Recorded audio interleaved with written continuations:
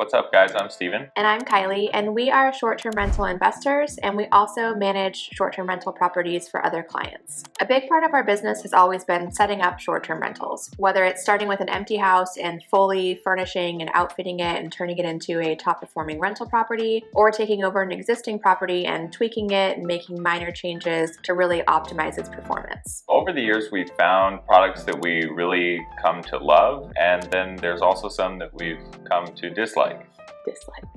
Really dislike.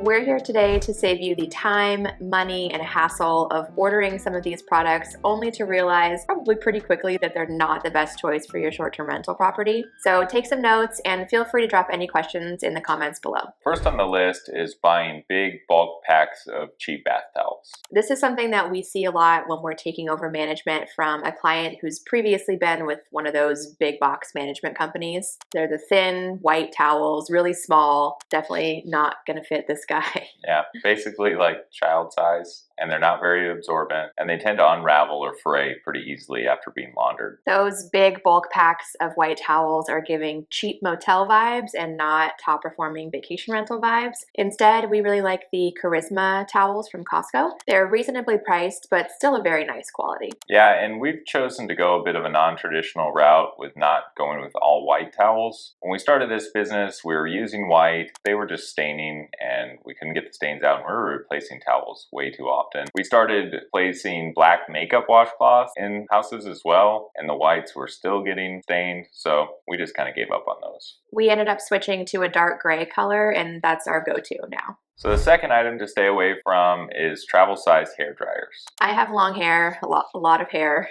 and those travel-sized hair dryers will often overheat at least one time before I can get my hair fully dry. And the cost of a full-size hair dryer versus a travel-sized hair dryer is something like $5 to $10.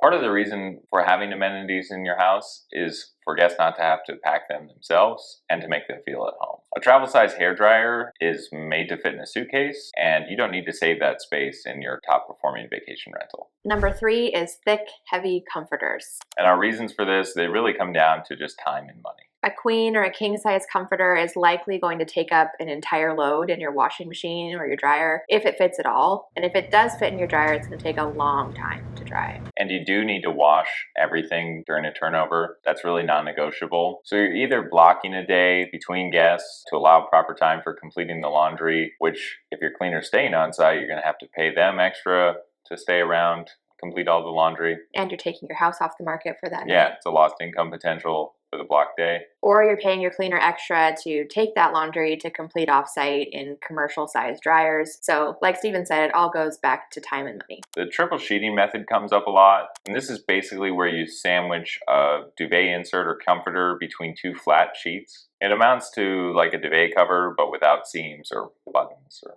zippers. But with the triple sheeting method, that sort of sandwich that you've created is inevitably going to come undone when the guest is sleeping. So if you haven't washed that comforter that's in between the two sheets, that's gross. And if you have washed it, then it just goes back to our beginning point, which the comforter is going to take quite a long time to dry in the wash, or dry in the dryer. So instead of comforters and duvet covers, we like to use a layering system where the sheets, a blanket, and then a quilt that are all individually smaller and easy to launder. And quick to dry.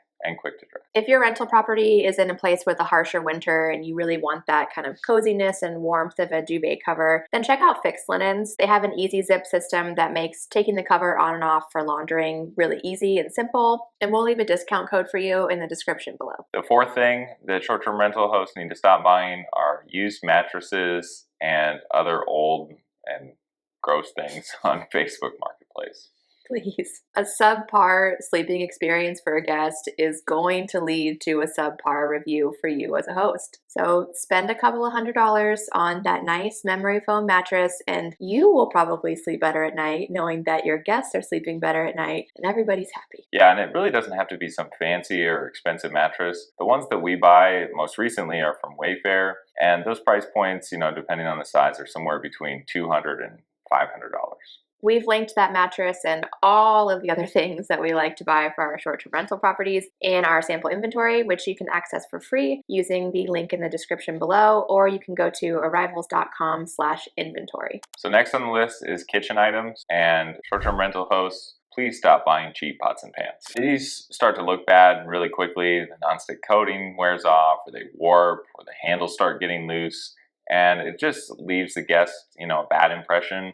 And maybe they start to wonder what other corners you're cutting in the rental. Stainless steel pots and pans are another thing that we try and shy away from. They look nice when they're new, but the reality is that a lot of people don't know how to cook with them. They're used to cooking with nonstick, and so they end up just getting burned and ruined. We've had good luck with the Kirkland Signature set from Costco. It's sort of a middle range price, but there are also other options you can buy online. Just don't buy the cheapest.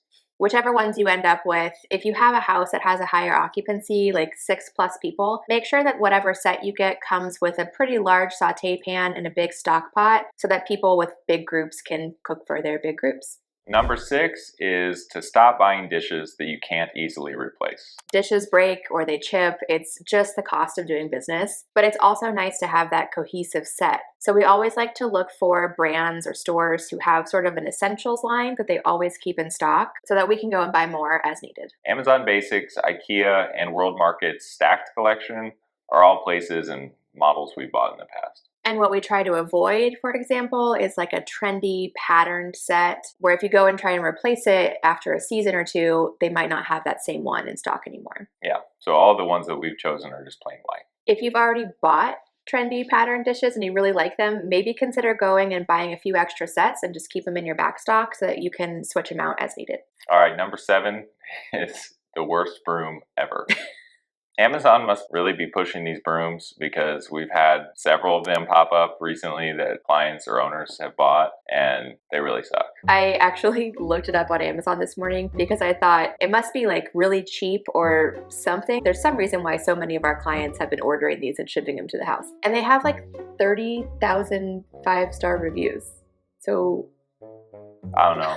I think we're so confused. Some of the things we noticed with Amazon, like the name of the game is like fitting in a small box that like they can deliver easily. So like a big long broomstick isn't a good thing For their logistics. Yeah, so they like have all these joints, and we've seen more broken joints. I mean, guests aren't easy on brooms, I guess, or easy on anything, but these things break in like a couple minutes, it seems like. Moral of the story is 30,000 people might lie. Yeah, might be bots writing reviews or something, but go to Home Depot, get yourself a nice long broomstick. Get a regular broom and a dustpan and call it a day. The 8th thing that you need to stop buying for your short-term rental is a complicated TV or stereo system. They might look cool, sound cool up front, but you're going to spend a lot of time explaining how these things work to guests, so it's really better to just keep it simple. We like to buy Roku-based TVs either from Costco or Amazon, sometimes Walmart. You can price shop around and see who has deals or sales going on. Costco usually has the best return policy if something goes wrong.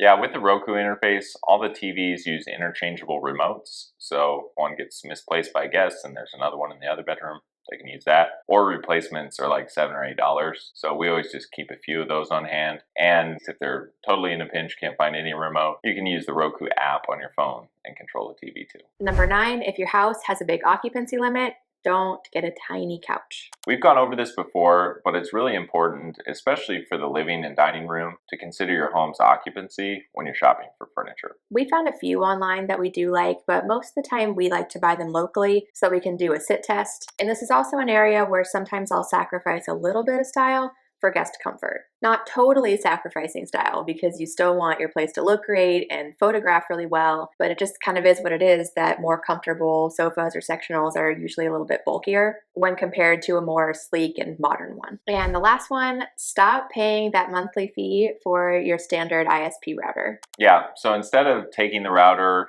that your internet service provider offers, which you're probably paying a monthly service fee for, go out, spend a little money. Doesn't even have to be that much money for a nicer router. The biggest thing that you get here is the capability to remotely monitor and troubleshoot issues. We really like the Orbi series from Netgear, but we've also been looking into a company called StayFi, and StayFi's router creates a portal where guests have to log in to get onto your Wi-Fi, and in turn collects the email addresses for each guest in the house. Yeah, if you're looking to grow your direct booking site, this is a good option because you collect a lot of guests' contact info. But for us, we're managing 30 plus properties, and changing out all the routers would be a big investment. So we're trying to see if there's other alternatives, and if we come up with something good, we'll let everyone know. Thanks for watching, and make sure to grab that sample inventory in the description below.